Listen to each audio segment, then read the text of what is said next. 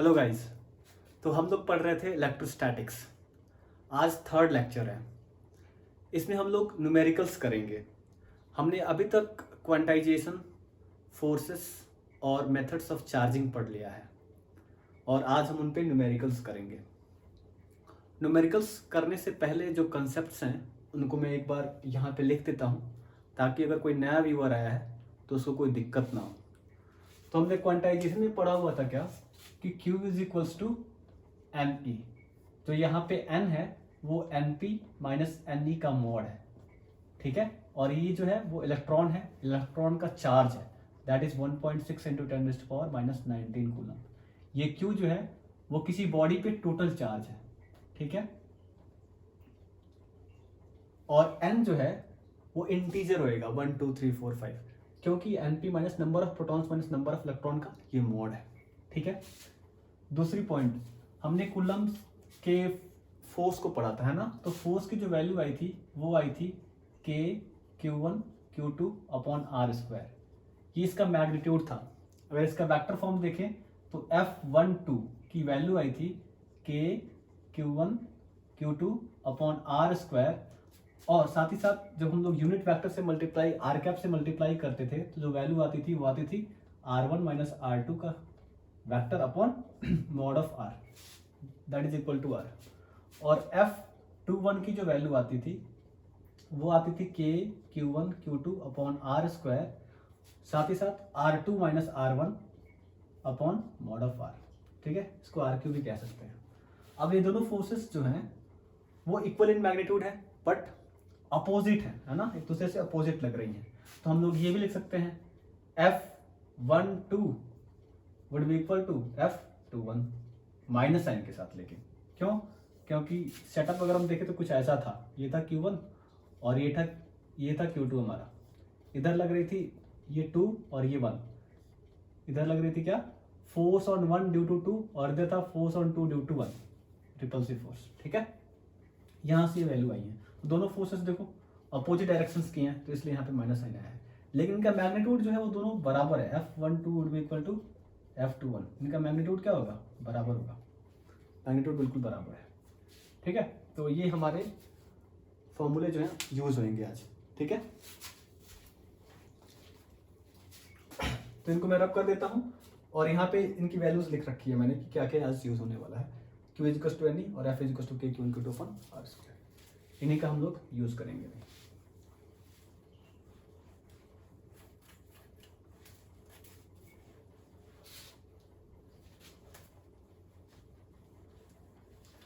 तो लेते हैं पहला क्वेश्चन और शुरू करते हैं। पहला क्वेश्चन मेरे ख्याल से आप लोगों को विजिबल होएगा। हाँ, पहला क्वेश्चन है क्या, मैं डिक्टेट भी कर दे रहा हूँ, अगर किसी को दिक्कत हो रही है देखने में तो वो सुन सकता है। If a body gives out 10⁻⁹ electron every second, how much time is required to get total charge of 1 coulomb from it. कोई बॉडी है जिसमें से एक सेकेंड में, हर एक सेकेंड 10⁻⁹ इलेक्ट्रॉन्स बाहर निकल रहे हैं हर एक सेकेंड। तो 1 कूलम चार्ज बाहर आने में, टोटल 1 कूलम चार्ज बाहर आने में कितना टाइम लगेगा? टाइम चाहिए हमारे को, टोटल टाइम जिसमें कि 1 कूलम चार्ज बाहर आ जाए इस बॉडी से। यही हमारा क्वेश्चन है, ठीक है। तो चार्ज बाहर, एक सेकंड में चार्ज बाहर कितना आ रहा है? 1 सेकंड कितना चार्ज बाहर आ रहा है? नंबर ऑफ इलेक्ट्रॉन्स कितने बाहर आ रहा है? नंबर ऑफ इलेक्ट्रॉन्स तो आ रहे हैं 10⁻⁹ इलेक्ट्रॉन्स, ये नंबर ऑफ इलेक्ट्रॉन्स हैं। मेरे को चाहिए कि एक सेकंड में चार्ज वाकई में कितना बाहर आया। तो चार्ज इन 1 सेकेंड, एक सेकंड में चार्ज मेरे को चाहिए। तो चार्ज का फॉर्मूला क्या होता है? Q is equal to n e. किसी बॉडी पे कितना चार्ज आ रहा है Q is equal to n e से कैलकुलेट कर सकते हैं। नंबर ऑफ इलेक्ट्रॉन्स कितने हैं? 10⁻⁹। इलेक्ट्रॉन की वैल्यू कितनी होती है? 1.6 इंटू 10⁻⁻⁹ कूलम, ठीक है। ये टोटल चार्ज बाहर आएगा एक सेकंड में। वैल्यू कितनी हो जाएगी? 1.6 इंटू 10⁻⁹, ये हो जाएगा -10, है ना। इतना कूलम चार्ज एक सेकंड में बाहर आ जा रहा है। मेरे को क्या चाहिए? 1 कूलम चार्ज कितना टाइम में बाहर आ रहा है? 1 कूलम चार्ज कितना टाइम में बाहर आ रहा है? यूनिटरी मेथड लगा देते हैं। 1.6 इंटू 10⁻⁻10 कूलम बाहर आ रहा है एक सेकंड में, है ना। तो 1 कूलम चार्ज कितने सेकंड में बाहर आएगा? तो 1/1.6 इंटू 10⁻⁻, -10, इतना सेकंड्स, है ना। सॉल्व कर लेते हैं इसको जब सॉल्व करेंगे तो क्या वैल्यू आएगी हमारे पास? ये हो जाएगा 10⁻10 अपॉन 1.6, है ना। इसको ऊपर भेजे तो यहाँ पे 10 हो जाएगा। इसको और अच्छे से सॉल्व कर दे तो एक जीरो इसको हम लोग दे दे तो ये 100 इंटू 10⁻9 -9, है ना। प्लस, सॉरी ये प्लस होगा, ये ऊपर चला जाएगा तो प्लस हो जाएगा, ठीक है। अपॉन 16, तो वैल्यू कितनी आ गई? 16 6 जा 96, 4, है ना। तो 16 2 जा डेसिमल 32, क्योंकि वो 40 हो गया है, 32 8, 16 5 जा 80 इंटू 10⁻, कितना हो गया ये? 9, ठीक है। एक बार और देख लो, ये सेकंड्स में होएगा, है ना, इतने सेकंड्स। एक बार और देख लो, ये 1.6 इंटू 10⁻10 है, 10 ऊपर गया तो पॉजिटिव हो गया ये, और ये जो डेसिमल था ऊपर भेज के 10 कर दिया, इसमें से एक जीरो दिया तो ये 100 10⁻9 अपॉन 16 डिवाइड करा तो 16 6 जा 96, 4, तो डेसिमल के कारण 0, 40, 16 2 जा 32, 8 और 16 5 जा 80 इंटू 10⁻9 सेकेंड्स। ये टाइम जो है ना, ये बहुत बड़ा टाइम है, ऑलमोस्ट 150-200 साल होएगा ये, 200 साल के आसपास का ये टाइम है। तो एक कूलम चार्ज जो है ना, वो बहुत बड़ा चार्ज होता है, छोटा अमाउंट ऑफ चार्ज नहीं होता है। एक कूलम चार्ज की डेफिनेशन क्या होती है? एक कूलम चार्ज की डेफिनेशन होती है कि इतना अमाउंट ऑफ चार्ज जिससे एक सेकंड में 1 एम्पियर करंट जनरेट करी जा सके। तो ये बहुत बड़ी अमाउंट ऑफ चार्ज होती है, ठीक है। और देख लो, खुद ही देख लो, एक कूलम चार्ज बाहर आने में ऑलमोस्ट 200 साल के आसपास लग रहा है, 200 साल, ठीक है। तो ये एक कूलम चार्ज बहुत बड़ी अमाउंट होती है। नेक्स्ट क्वेश्चन करने जा रहे हैं हम। आप लोग साथ ही साथ लिख रहे होंगे मेरे ख्याल से।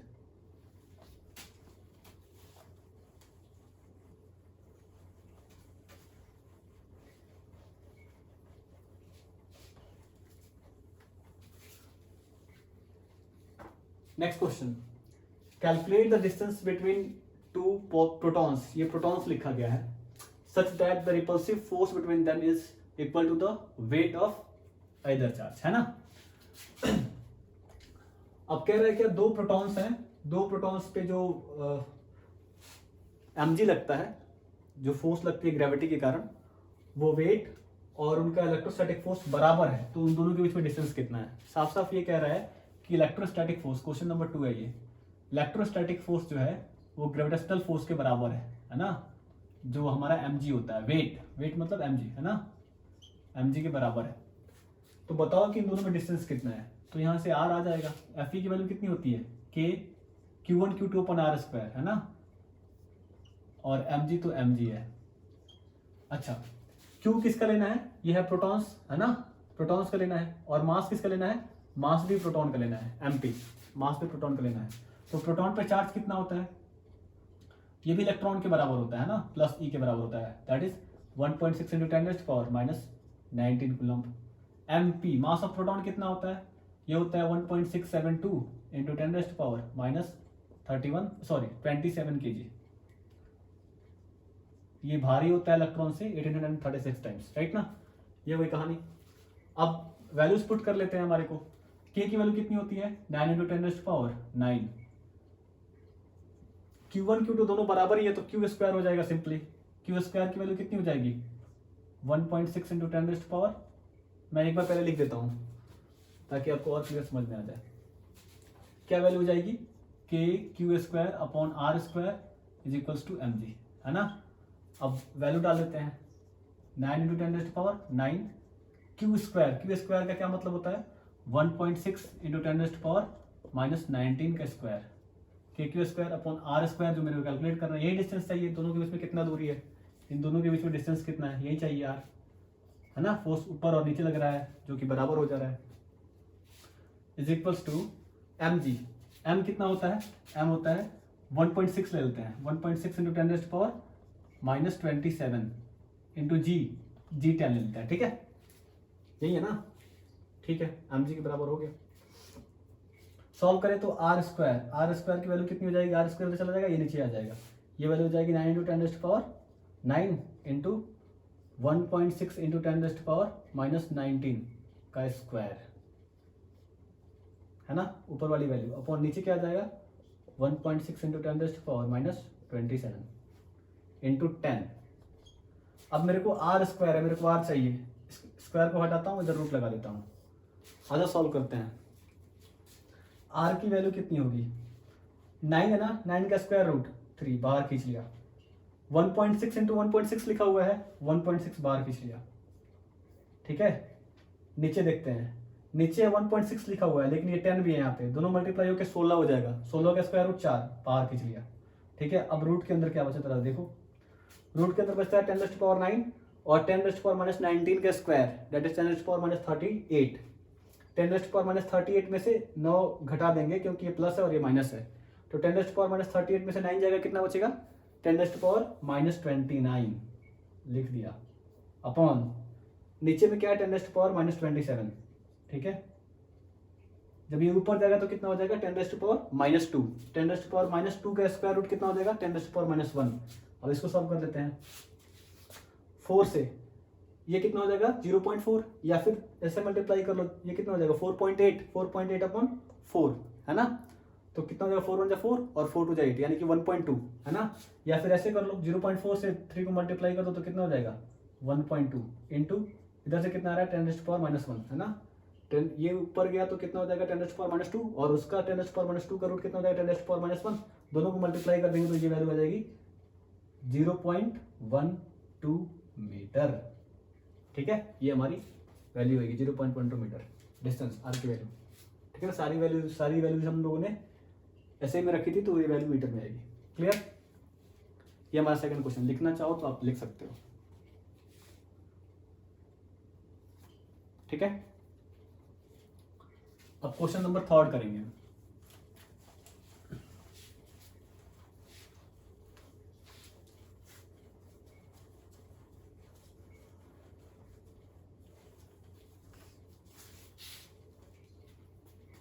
क्वेश्चन नंबर थर्ड है, मैं डिक्टेट करता हूं। 2 identical charges q each are kept at a distance r from each other. A third charge q is placed between line joining them such that all 3 charges are in equilibrium. What is the magnitude, sign and position of q? अच्छा, ठीक है। 2 identical charge हैं, एक है q और दूसरा भी है q, ठीक है। r डिस्टेंस है दोनों के बीच में, r डिस्टेंस है। एक थर्ड चार्ज है q, वो प्लेस करी जा रही है, ठीक है, इन बिटवीन, इन दोनों लाइंस के बीच में, इन दोनों चार्जेस की जो लाइन ज्वाइन कर रही है इनके बीच में कहीं ऐसे रखी जा रही है कि तीनों के चार्ज ये भी और ये भी इक्विलिब्रियम में आ जा रहे हैं। तो इस चार्ज का नेचर, पोजीशन और चार्ज की वैल्यू बतानी है हमारे को, ठीक है। तो जरा देखो यार, अगर इन तीनों चार्ज को इक्विलिब्रियम में लाना है यानी कि पूरा सिस्टम इक्विलिब्रियम में रहेगा, पूरा सिस्टम अगर इक्विलिब्रियम में रहेगा तो हर एक बॉडी पे, हर एक चार्ज पे नेट फोर्स की वैल्यू 0 होगी, तभी ये सिस्टम इक्विलिब्रियम में आएगा, है ना। तो सिस्टम को इक्विलिब्रियम में कंडीशन भी यही होता है कि एक्सटर्नल फोर्स की वैल्यू 0 होनी चाहिए, है ना। तो सबसे पहले बात करते हैं कि ये वाकई में रखा कहाँ जाएगा। अगर इस पे नेट फोर्स 0 करना है तो हमारे को क्या करना पड़ेगा, ये पॉजिटिव चार्ज, ये तो पॉजिटिव है ना, ये प्लस क्यू चार्जेस हैं, है ना, इस पे फोर्स लगाएंगे, है ना। अगर ये इस पे फोर्स लगाता है इधर की तरफ तो ये वाला चार्ज पार्टिकल इस पे इधर की तरफ फोर्स लगाएगा, है ना, तब भी दोनों फोर्स की वैल्यू बराबर हो जाएगी। अगर इसका नेचर पॉजिटिव है तब भी, अगर इसका नेचर नेगेटिव है तब क्या होएगा, ये चार्ज पार्टिकल इस पे इधर की तरफ फोर्स लगाएगा और ये चार्ज पार्टिकल इस पे इधर की तरफ फोर्स लगाएगा, तब भी ये पॉसिबिलिटी है कि ये पॉजिटिव भी हो सकता है, नेगेटिव भी हो सकता है। तो नेचर कुछ भी हो सकता है, ये हमारे को पता नहीं है, हम लोग पॉजिटिव लेके चल लेते हैं। तो इन दोनों के बीच की सेपरेशन r है, मैं समझ लेता हूँ यहाँ से x डिस्टेंस दूर पे ये रखा गया है चार्ज, है ना, x डिस्टेंस रखा गया है। और इसको अगर इक्विलिब्रियम में होना है तो इस पे पहले फोर्स 0 होना चाहिए। तो फोर्स की वैल्यू 0 होने के लिए ये वाला फोर्स F1 और ये वाला फोर्स F2 बराबर होना चाहिए, है ना, तभी इसमें नेट फोर्स की वैल्यू 0 होनी चाहिए, है ना। तो F1 should be equal to F2, तभी ये कहानी बराबर होगी। F1 की वैल्यू कितनी होगी, F1 है ये वाला, तो ये हो जाएगा K Q अपॉन, अगर ये x है तो ये वाला डिस्टेंस कितना होगा r माइनस एक्स, है ना, ये हो जाएगा क्या आर माइनस एक्स का होल स्क्वायर। ठीक है, अब जो F2 होगा, F2 कौन सा फोर्स है, ये वाला फोर्स है जो इस पे लग रहा है ऐसे, तो ये हो जाएगा K Q upon r square यानी कि एक्स स्क्वायर। ठीक है, अब देखो ये सब तो खत्म, तो क्या आया, दोनों तरफ हम स्क्वायर रूट ले सकते हैं, दोनों तरफ बदल देते हैं पहले फंक्शन को, आर माइनस एक्स रेसिप्रोकल लेके, और ये हो जाएगा एक्स स्क्वायर, और दोनों तरफ स्क्वायर रूट ले लो, इधर भी और इधर भी, तो ये क्या हो जाएगा, r minus x is equals to x. ठीक है, तो एक्स इज इक्वल्स टू कितना हो जाएगा, r/2, मतलब बीचों बीच रखना पड़ेगा, एकदम सेंटर में रखना पड़ेगा। वैसे भी हम जानते हैं दोनों चार्जेस की अगर मैग्नीट्यूड बराबर है तो तीसरा चार्ज पे फोर्स तभी जीरो होएगा जब ये बीच में रखा जाएगा। ठीक है, तो एक्स की वैल्यू कितनी आ गई है, r/2, पोजीशन हमारे को मिल चुका है r/2, एक तरफ लिख देते हैं, एक आंसर निकल गया। दूसरा क्या है, नेचर जानना है हमारे को, नेचर अभी पता नहीं चला है कि पॉजिटिव होगा या नेगेटिव होगा, अभी कुछ नहीं कह सकते। और थर्ड क्या है, मैग्नीट्यूड, चार्ज का मैग्नीट्यूड भी निकालना है। तो सबसे पहले तो अभी तो एक सिस्टम, इस पे नेट फोर्स जीरो हुआ है, अगर हमारे को पूरा सिस्टम इक्विलिब्रियम में चाहिए तो क्या करना होगा, सारे चार्जेस पे फोर्स की वैल्यू जीरो करनी होगी। तो जरा देखते हैं, चलो इस चार्ज पे नेट फोर्स की वैल्यू जीरो करते हैं, है ना। इस चार्ज पे नेट फोर्स की वैल्यू जीरो करने के लिए ये चार्ज पार्टिकल इस पे फोर्स लगाएगा इधर की तरफ, ये लगाएगा इधर, इसको F3 बोल देता हूँ। ठीक है, ये चार्ज पार्टिकल इस पे फोर्स लगाएगा इधर की तरफ, रिपल्सिव दोनों पॉजिटिव है, और अगर इस पे नेट फोर्स की वैल्यू जीरो होनी है तो कोई ना कोई फोर्स इधर काम करना चाहिए, तभी जाके ये इस पे नेट फोर्स जीरो होएगा।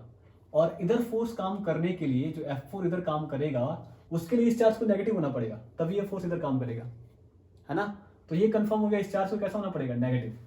पहले वाले केस में क्या था, ये नेगेटिव भी हो सकता था, पॉजिटिव भी हो सकता था, हमने पॉजिटिव अज्यूम करा था, हमारी वैल्यू आ गई थी, नेगेटिव करते तब भी इतनी वैल्यू आती, लेकिन यहाँ पे ये कंफर्म हो गया कि इसको नेगेटिव होना पड़ेगा तभी यहाँ पे फोर्स जीरो होगी। ठीक है, तो हम लोगों का क्या केस में है, मिला F3 is equal to F4, F3 जो होना चाहिए F4 के बराबर होना चाहिए, तभी ये कंडीशन फुलफिल होगी कि ये भी जीरो पे रहे। और सेम कहानी यहाँ पे होगी, क्योंकि डिस्टेंस ही अलग, डिस्टेंस भी r/2 आ गया हमारे पास, तो जितनी अगर इस पे फोर्स नेट फोर्स जीरो हो जा रही है तो यहाँ पे भी नेट फोर्स क्या हो जाएगी, जीरो हो जाएगी, क्योंकि डिस्टेंस बराबर है और चार्ज की वैल्यू सेम है। चार्ज का मल्टीप्लीकेशन करेंगे तो चार्ज दोनों मल्टीप्लीकेशन जो आएगा वो बराबर आएगा। F3 की वैल्यू कितनी होगी, इसके कारण इस पे, है ना, तो K Q² अपॉन R² पूरा है ना distance, R² is equals to F4, यानी कि इन दोनों के कारण फोर्स है ना, क्या हो जाएगा, K Q upon x², x की वैल्यू किसके बराबर है, r/2 का, है ना, तो ये हो जाएगा r² अपॉन 2 का स्क्वायर 4, यानी कि 4 चला जाएगा ऊपर। ठीक है, ये हो गई वैल्यू, K Q खत्म, K और ये Q खत्म। ठीक है, ठीक है, अब हमारे को क्या कैलकुलेट करना है, हमारे को वैल्यू कैलकुलेट करनी है स्मॉल q की, ये r भी खत्म, ऊपर ये खत्म हो जाएगा, हमारे को चाहिए किसकी वैल्यू, स्मॉल q की। स्मॉल q की वैल्यू किसके बराबर हो जाएगी, ये q है और नीचे क्या आ जाएगा 4, स्मॉल q की जो वैल्यू आएगी वो 4 आएगी, q/4 आएगी, small q should be equal to q/4, तभी जाके कहानी होगी कि नेट फोर्स पूरा सिस्टम इक्विलिब्रियम में रहेगा। ठीक है, डिस्टेंस कैलकुलेट कर लिया, r/2, चार्ज का नेचर नेगेटिव होना चाहिए, charge should be negative, Q जो होना चाहिए वो कैसा होना चाहिए, नेगेटिव होना चाहिए, और क्यू की वैल्यू कितनी होनी चाहिए, q/4 के बराबर होना चाहिए। ठीक है, ये question finished. Next,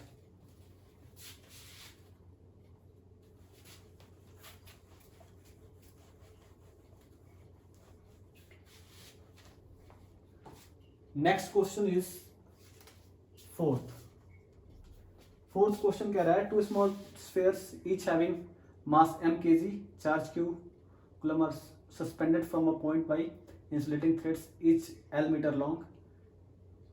If theta is the angle from vertical, then prove q square is equals to 4 mg L square sin square theta tan theta into 4 pi epsilon. ठीक है, अब ये फिगर दे रखा है हमारे को, ये सारी चीजें प्रूफ करनी है ना, q square is equals to इतना।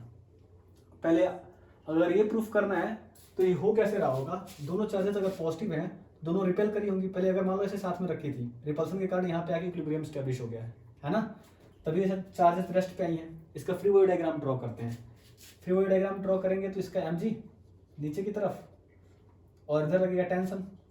ठीक है, टेंशन का कंपोनेंट ले लेते हैं, ये थीटा है ना, ये एंगल थीटा, तो वर्टिकली अपोजिट एंगल थीटा, ये हो जाएगा t cos थीटा। टेंशन का एक और कंपोनेंट इधर की तरफ आ जाएगा, ये हो जाएगा टी साइन थीटा, ठीक है। और इन दोनों फोर्सेस, इन दोनों चार्जेस में होगी रिपल्सन, रिपल्सन के कारण इस पे एक फोर्स आएगा जो होगा इलेक्ट्रोस्टैटिक फोर्स, एफ इलेक्ट्रोस्टैटिक्स, ठीक है। अब इस बॉडी को अगर इक्विलिब्रियम में होना है, सेम फीवर डायग्राम यहाँ पे भी बनेगा। अगर इस बॉडी को इक्विलिब्रियम में होना है तो हर एक डायरेक्शन की फोर्सेस क्या होनी चाहिए, बराबर होनी चाहिए। अदर सारे फोर्सेस को बराबर करते हैं। पहले क्या है, T sine theta is equal to F E लिखते हैं, T sine theta is equal to F E लिख दिया। दूसरा क्या है, T cos theta is equal to m g, T cos theta is equal to m जी, ठीक है। 1 और 2 दोनों को डिवाइड कर देंगे तो क्या हो जाएगा, tan theta is equal to F E upon M जी, ठीक है। tan theta is equal to F E upon M G आ गया है। तो जो एफ ई की वैल्यू आई है वो आ गई कितनी, एम जी tan थीटा, ठीक है। ये बात क्लियर हो गई है। tan थीटा की वैल्यू इस ट्रायंगल से हम लोग निकाल सकते हैं। tan थीटा की वैल्यू किसके बराबर होगी, यहाँ पे लिख देता हूं मैं। tan थीटा की जो वैल्यू होगी, tan थीटा की वैल्यू क्या होती है, परपेंडिकुलर अपॉन बेस। इन दोनों के बीच की सेपरेशन कितनी है, इन दोनों के बीच की सेपरेशन हम लोग ले लेते, ये एल दे रखा है, ये जो है लेंथ एल दे रखा है ना, एल दे रखा है ये लेंथ। तो ये वाली लेंथ कितनी हो जाएगी, ये वाली लेंथ, ये वाली लेंथ निकालने के लिए हम लोग क्या करना पड़ेगा, साइन थीटा ले लेते हैं। तो पहले साइन थीटा की वैल्यू ले लेते हैं। साइन थीटा साइन थीटा जो होगा वो होगा परपेंडिकुलर अपॉन हाइपोटेनस, ठीक है। तो साइन थीटा की जो वैल्यू हो जाएगी वो हो जाएगी ये वाली डिस्टेंस अपॉन ये, ठीक है। इसको हम लोग कुछ भी ले सकते हैं, अगर आर भी लेना चाहे आर भी ले सकते हैं, कुछ भी ले सकते हैं, ठीक है। तो अगर ये यहाँ से यहाँ तक अगर आर है, वैसे हमारे को लेने की कोई जरूरत नहीं है, अगर यहाँ से यहाँ तक आर है तो ये वाली जो डिस्टेंस होगी साइन थीटा की जो वैल्यू हो जाएगी वो हो जाएगी r/2 अपॉन एल। लेकिन हमारे को आंसर तो जो चाहिए वो तो चाहिए साइन थीटा और कॉस थीटा के फॉर्म में, तो हमारे को इसकी टेंशन नहीं लेनी है, ठीक है, ठीक है। तो r/2 अपॉन एल आ गया है, इसको फिलहाल मैं मिटाता हूँ। यहां से देखें तो एल साइन थीटा की जो वैल्यू हो गई है वो किसके बराबर आ गई है, r/2 के बराबर, या फिर r की जो वैल्यू अगर हम देखें तो ये आ गई है 2l साइन थीटा के बराबर, ठीक है। r की वैल्यू कोई दिक्कत, ठीक है। हाँ, ये हमारी r की वैल्यू आ गई है।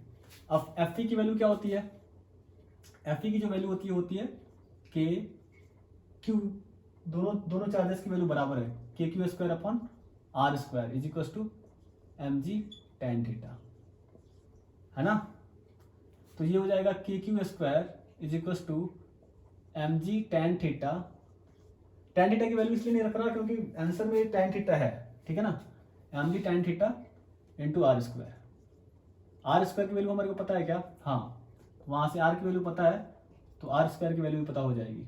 ये हो जाएगा m g tan theta, r square की वैल्यू किसके बराबर हो जाएगी, इसका स्क्वायर, तो 2 का square 4, l square sine square theta, है ना, साइन स्क्वायर थीटा। अब क्यू स्क्वायर की वैल्यू चाहिए ना, के की वैल्यू क्या होती है 1/4 pi epsilon naught, 1/4 pi epsilon naught, 4 pi epsilon इधर चला जाएगा, तो ये वैल्यू हो जाएगी एम जी, हाँ ठीक है, m g tan theta, m g tan theta 4l square into 4l square sine square theta, और यहाँ से जो 1/4 पाई एप्सिलॉन नॉट था ये 4 पाई एप्सिलॉन नॉट इधर चला आया, होगी वैल्यू। मैच कर लेते हैं एक बार, इसको लिखते हैं जरा इसके टर्म में। ये हो जाएगा क्या 4 एम जी, ये 4 और ये एम जी, ठीक है। एल स्क्वायर, ये L square, L square sine square theta, yes sign square theta, tan theta, yes tan theta into 4 pi epsilon not, ये क्यू स्क्वायर की वैल्यू आ गई, ठीक है। क्यू स्क्वायर की वैल्यू, इन दोनों को मैच करेंगे सेम वैल्यू, ठीक है। ये बहुत आसान क्वेश्चन होते हैं, ये सिर्फ हमारे को क्या करना होता है, चारों तरफ की फोर्सेस बराबर पुट करनी होती है, बराबर कर देंगे आंसर मिल जाएगा तुरंत। इस टाइप का ही क्वेश्चन ये भी है, नीट 2013 में आया वो क्वेश्चन है, आप लोग लिख लो।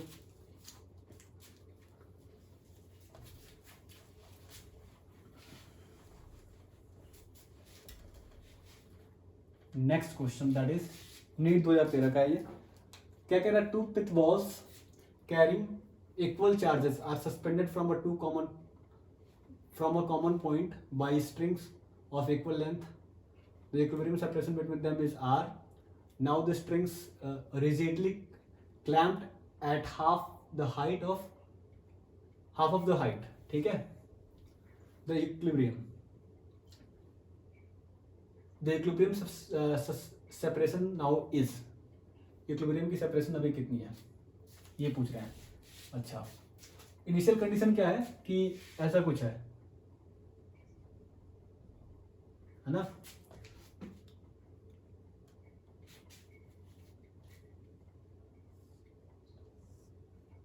दो पिथ बॉल्स हैं, ठीक है, जिन पे इक्वल चार्ज है ना, एक स्ट्रिंग से सस्पेंडेड है, ये वाला डिस्टेंस ले लेते हैं कुछ, और इन दोनों के बीच की जो सेपरेशन है दैट इज आर, ये इन दोनों के बीच की सेपरेशन है। अब नेक्स्ट केस में क्या करा जा रहा है कि रिजिडली हम लोग इसको हाफ ऑफ द डिस्टेंस पे क्लैम्प कर रहे हैं। इसकी हाइट जो है h हाइट ले लेते हैं, h हाइट जो है अभी h/2 हो जाती है और इसको ऐसे सस्पेंड कर दिया जाता है, ठीक है, और ये जो है वो हो गई है कितनी, h/2, ठीक है। बॉल सेम है तो क्यू ले सकते हैं, कोई दिक्कत नहीं है ना, ठीक है। हमारे को क्या चाहिए, हमारे को सेपरेशन चाहिए, ये आर है तो ये आर डैश की वैल्यू कितनी होगी हमारे को ये चाहिए, है ना, ठीक है। एक बॉल का फ्री बॉडी डायग्राम ड्रॉ करेंगे, ये एंगल थीटा ले लिया हमने, ठीक है, ये एंगल थीटा, तो ये एंगल थीटा नहीं होगा, अब इसको फाई लेते हैं, फाई लेना पड़ेगा। अब जैसे हमने पहली बार करा हुआ था, इसके नीचे क्या आएगा mg फ्री बॉडी डायग्राम, ऊपर क्या आएगा, इधर t तो ये थीटा तो ये भी थीटा, ये क्या होगा t cos थीटा, और ये क्या t sin थीटा, और इधर इलेक्ट्रोस्टैटिक फोर्स Fe, ठीक है, ठीक है। सेम कहानी यहाँ पे भी होएगा क्योंकि मास तो बदलने वाला है नहीं, है ना, तो नीचे mg, इधर t cos थीटा, इधर t sin थीटा,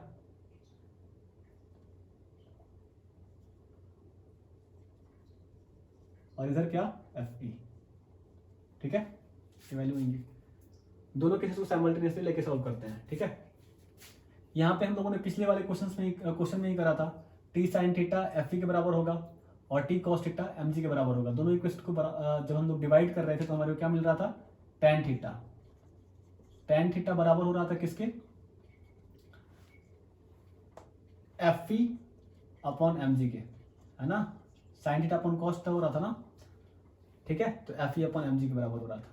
ये एंगल फाई ले लिया है हमने, तो यहाँ पे क्या हो जाएगा, यहाँ पे हो जाएगा tan फाई जो हो जाएगा किसके बराबर हो जाएगा,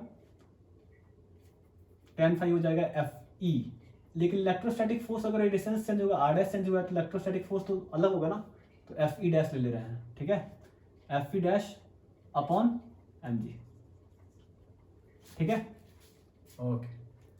अब दोनों इक्वेशन को कर देते हैं डिवाइड। जब दोनों इक्वेशन को डिवाइड करेंगे,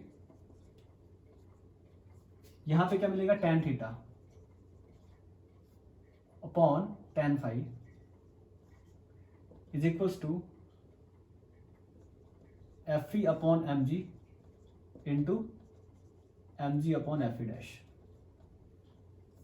ये खत्म। tan थीटा की वैल्यू किसके बराबर होगी, tan थीटा की वैल्यू ये r/2 डिस्टेंस होगा, है ना, और ये भी डिस्टेंस कितना हो जाएगा, r डैश बाई 2, ये डिस्टेंस होगा r डैश बाई 2 होगा, ठीक है, ठीक है। तो tan थीटा की वैल्यू क्या होगी, परपेंडिकुलर अपॉन बेस, यानी कि r/2 upon h, tan theta की वैल्यू जो होगी r/2 अपॉन h के बराबर होगी। tan फाई की वैल्यू किसके बराबर होगी, tan फाई की जो वैल्यू होगी वो होगी r/2 upon h/2, r dash by 2 upon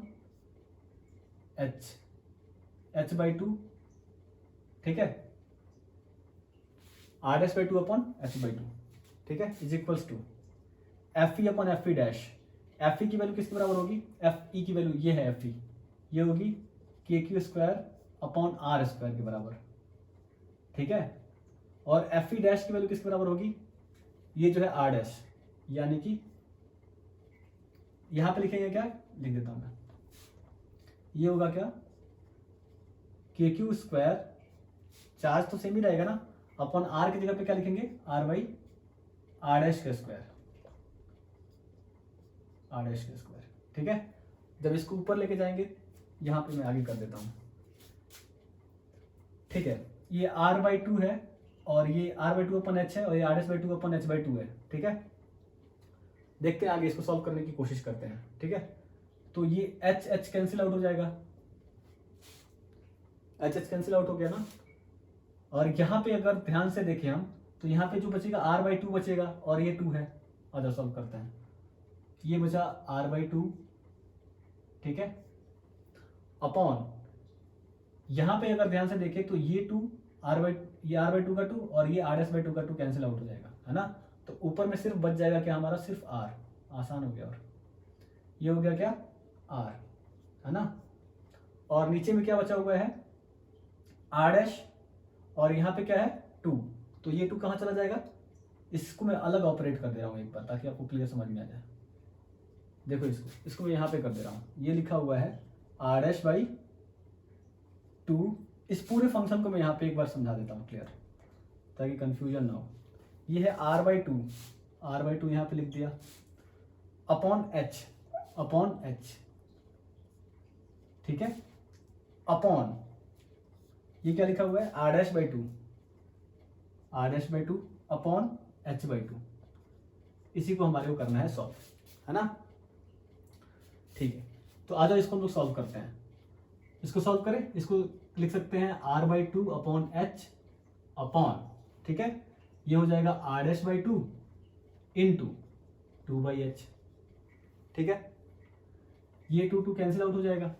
ठीक है, तो यहाँ पे हमारे पास क्या बचेगा, यहाँ पे बचेगा क्या, आर बाई टू एच। ठीक है, upon r dash by h. ठीक है, इसको सॉल्व करें हम, इसको सॉल्व करेंगे तो क्या आएगा, आर अपॉन टू एच, ठीक है, into h upon r dash. तो ये एच कैंसिल आउट हो जाएगा, r upon two r dash, जो कि यहाँ पे भी आ रहा था हमारा, r upon two r dash. तो हम लोग क्या लिख सकते हैं, ये r upon two r dash, same यहाँ पे भी आ रहा था। ये कैंसिल आउट हो गया था, एच कैंसिल आउट हो गया था, यहाँ पे टू बचा था।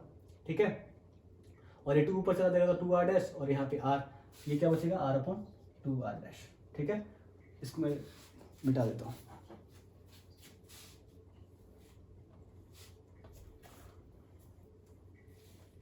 Are upon two r dash is equals to, ये आया मेरा फंक्शन, है ना।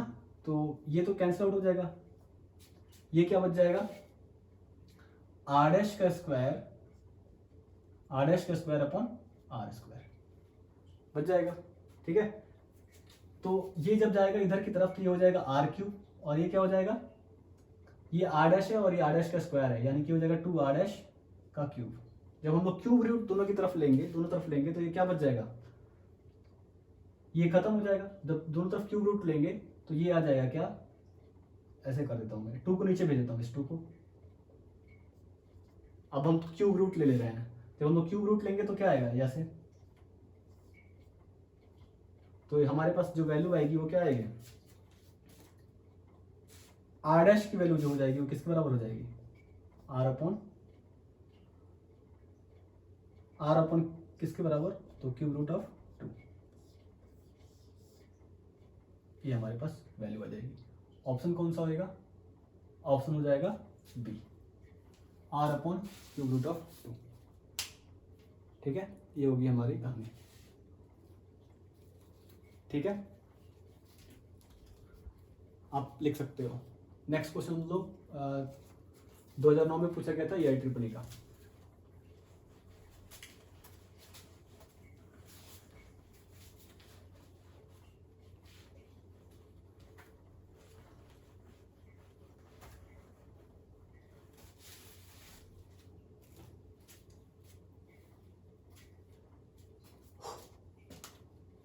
कह रहा है charge Q is placed at each of the opposite corners of a square. A charge Q is placed at each of the other two corners. If the net force on Q is 0, then the Q by Q is equals to what? अच्छा, ये एक square है, ठीक है, एक square है जिसके opposite corners पे क्यू क्यू रखे गए हैं, है ना, एंड दूसरे अपोजिट कॉर्नर्स पे क्या रखे गए हैं, स्मॉल क्यू, और क्यू पे फोर्स 0 है, तो बताओ कि क्यू बाई 2 कितना होएगा। इस पे कह रहा है नेट फोर्स की वैल्यू जो है वो 0 है ना। तो सबसे पहले देखते हैं कि इस पे फोर्स कैसे कैसे लगेंगे। ये चार्ज पार्टिकल्स पे फोर्स लगाएगा किधर की तरफ, नीचे की तरफ, रिपल्सिव। इसको मैं 1 बोल दे रहा हूँ, इसको मैं 1 बोल दे रहा हूँ, इसको मैं 2 बोल दे रहा हूँ, और इसको मैं बोल दे रहा हूँ 3। ये इस पे फोर्स लगाएगा, इसको मैं क्या बोल दूंगा, F1, है ना। ये चार्ज पार्टिकल इधर की तरफ फोर्स लगाएगा, इसको मैं क्या बोल दे रहा हूँ, F3। अब ध्यान से देखो तो अब ए ले लेते हैं, ए साइड है इस स्क्वायर का। अब ध्यान से देखा जाए तो F1 और F3 की वैल्यू बराबर होगी। क्यों? क्योंकि डिस्टेंस बराबर है और चार्जेस भी बराबर है। चार्जेस का मल्टीप्लिकेशन करेंगे तो क्यू क्यू आएगा, यहाँ पे भी क्यू क्यू आएगा, तो दोनों फोर्सेस बराबर होंगे। ये चार्ज पार्टिकल भी, ये क्यू भी इस पे फोर्स लगाएगा इधर की तरफ, है ना। और ये एंगल, सिंस ये स्क्वायर है तो एंगल जो होगा 45 डिग्री होगा, है ना। सारे एंगल 90 डिग्री होंगे। तो वैसा कुछ केस बनेगा, अगर ये ए है और ये भी ए है तो ये कितना हो जाएगा, ये हो जाएगा √2a के बराबर, है ना। ठीक है, ये √2a के बराबर हो जाएगा, आप लोग जानते हो वेक्टर एडिशन से। और ये वैल्यू जो हो जाएगी हमारी F2 के बराबर हो जाएगी, है ना। और F3 और F1 तो बराबर है, F3 = F1 = F ले रहा हूँ मैं, है ना। अब इन दोनों का जो रिजल्टेंट आएगा, F3 और F1 दोनों 90 डिग्री पे हैं।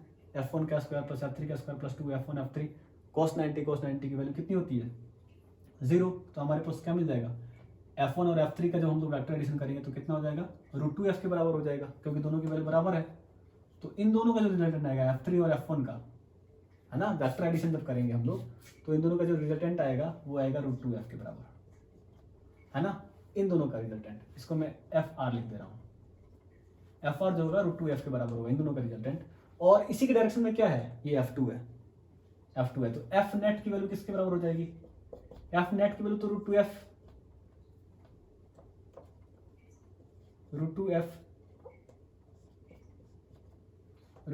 इन दोनों का जो रिजल्टेंट आया इधर की तरफ ही आएगा, क्योंकि 90 डिग्री है तो 45 डिग्री पे एंगल आएगा, है ना। तो इधर की तरफ ही आएगा हमारा FR भी इधर की तरफ ही आएगा। और उसी के डायरेक्शन में F2, तो दोनों को ऐड कर देंगे क्योंकि दोनों के बीच में एंगल 0 डिग्री है। cos 0 की वैल्यू 1 होती है, जब स्क्वायर करेंगे तो F1 + F2 आ जाएगा, यानी कि FR + F2। ठीक है, F नेट जाएगा √2f यानी FR प्लस F2 के बराबर आएगा।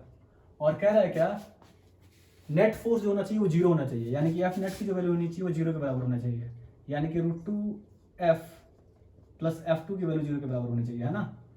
ठीक है, तो हम लोग ये कह सकते हैं कि जो F2 है वो -√2f के बराबर होना चाहिए, है ना। ठीक है, F2 की वैल्यू किसके बराबर है, F2 ये वाला फोर्स है। जरा लिखते हैं, क्या वैल्यू हो जाएगी, K Q² अपॉन R की जगह पे क्या लिखेंगे, √2 का स्क्वायर, √2a है ना, तो √2 का स्क्वायर क्या हो जाएगा 2, और a का स्क्वायर क्या हो जाएगा a², है ना, माइनस √2f। f की वैल्यू किसके बराबर है, F3 और F1 के बराबर। F3 और F1 की वैल्यू किसके बराबर है, तो K Q, ये वाला Q and Q upon R², R की जगह पे a², है ना। अब ध्यान से देखो तो a² खत्म, ये Q और ये Q खत्म, K भी चला जाएगा। हमारे को किसकी वैल्यू चाहिए, Q by small q। Q कहाँ है, यहाँ पे है, यहाँ पे कर देता हूँ मैं। Q यहाँ पे है, नीचे में कुछ है क्या, हाँ 2 = यहाँ पे क्या बच रहा है, √2 × Q बच रहा है, √2 × स्मॉल q बच रहा है। हमारे को चाहिए क्या, हमारे को चाहिए Q अपन स्मॉल q क्या हो जाएगा, ये माइनस के साथ है, Q अपन स्मॉल q की वैल्यू हो जाएगी √2 × 2, यानी कि 2√2, वो भी माइनस के साथ, है ना। तो -2√2, यानी कि Q/Q की वैल्यू किसके बराबर हो जाएगी, ए ऑप्शन, -2√2, है ना। खत्म, लिख सकते हैं आप इस, ये 2009 का क्वेश्चन है। लास्ट क्वेश्चन करते हैं हम।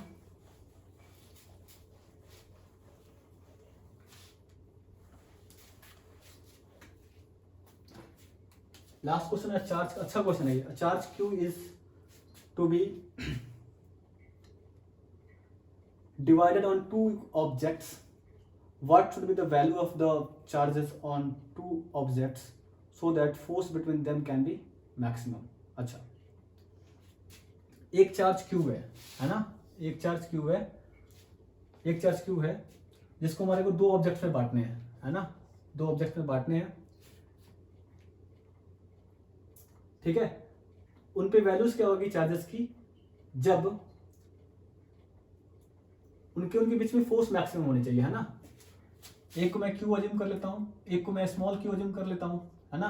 दो चार्जेस के बीच में इस बड़े वाले चार्ज को दो चार्जेस में तोड़ देना है ना। तो एक को मैं क्यू अज्यूम कर लिया, दूसरा क्या हो जाएगा, क्यू माइनस क्यू हो जाएगा, ठीक है। अब ये दोनों चार्जेस जो हैं इनके ऊपर मैक्सिमम फोर्स लगना चाहिए, किसी डिस्टेंस आर पे रख दिया दोनों चार्जेस को, ये क्यू और दूसरा क्यू माइनस क्यू, इन दोनों को मैंने क्या करा, डिस्टेंस आर पे रख दिया, ठीक है।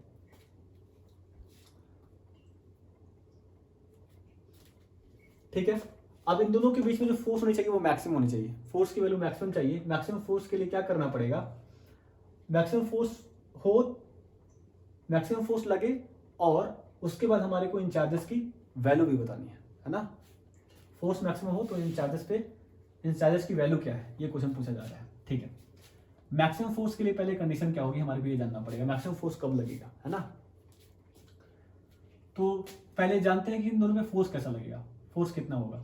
तो जो फोर्स की वैल्यू आएगी वो आएगी क्या, के Q1 Q2, Q1 की वैल्यू Q, Q2 की value capital Q minus Q, के Q अपॉन आर स्क्वायर, इन दोनों के बीच की सेपरेशन, ठीक है। आर डिस्टेंस पे रख दिया इन दोनों को, ये हमारे फोर्स की वैल्यू हो गई। अब फोर्स को मैक्सिमम होना है, फॉर मैक्सिमम फोर्स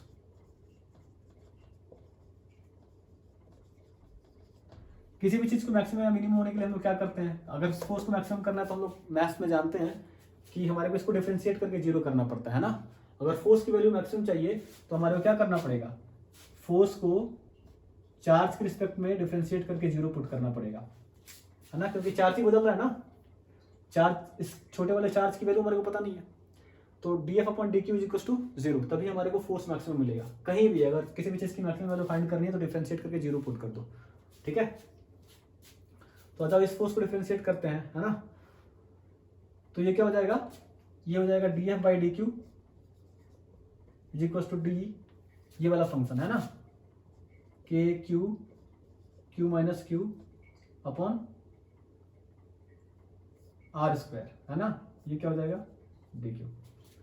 इसमें से जो कांस्टेंट है उसको बाहर खींच लेते हैं,